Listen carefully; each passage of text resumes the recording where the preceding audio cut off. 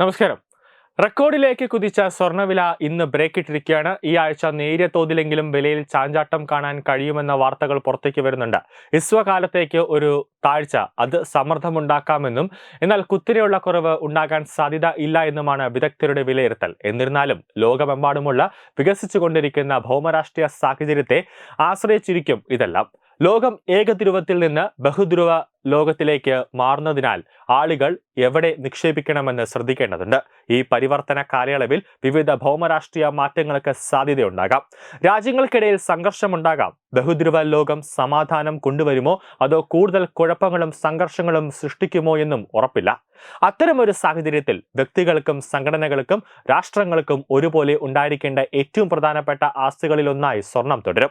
സ്വർണത്തിന്റെ അടിസ്ഥാന കാര്യങ്ങൾ വളരെ ശക്തമാണെന്നും അതിന്റെ മൂല്യത്തിൽ വലിയ വിലത്തകർച്ച സാധ്യത ഇല്ല എന്നതാണ് ഇതിനർത്ഥം. ഇന്ത്യൻ സാഹചര്യത്തിൽ ദീപാവലിക്ക് ശേഷം സ്വർണ്ണവില സ്ഥിരത കൈവരിച്ചു. ഇതിനെ വിലയിടിവോ സ്വർണ്ണ നിരക്കിലെ തിരുത്തലോ ആയി വ്യാഖ്യാനിക്കാം.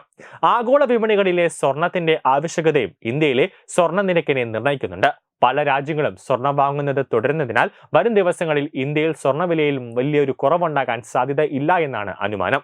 വരും ദിവസങ്ങളിൽ സ്വർണ്ണവില കുറയുമോ അതോ കൂടുമോ എന്ന് നിർണ്ണയിക്കുമ്പോൾ നയപരമായ മാറ്റങ്ങളും പരിശോധിക്കേണ്ടതുണ്ട്.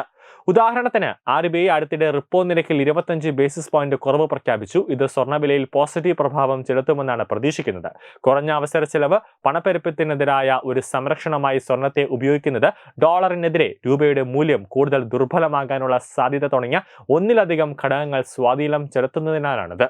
ഈ ഘടകങ്ങളെല്ലാം ഇന്ത്യയിൽ സ്വർണ്ണവില വർദ്ധിക്കുന്നതിന് കാരണമാകും. 2026 ഉടനീളം പതിവ് വ്യാപാര പ്രവർത്തനങ്ങൾ കാരണം താത്കാലിക അസ്ഥിരത ഉണ്ടാകാമെങ്കിലും സ്വർണ്ണനിരക്ക് സ്ഥിരമായി തുടരുമെന്ന് പ്രതീക്ഷിക്കുന്നുണ്ട്. സ്വർണ്ണനിരക്ക് കുറയുന്നതിനേക്കാൾ വില വർദ്ധിക്കാനുള്ള സാധ്യത കൂടുതലാണ്.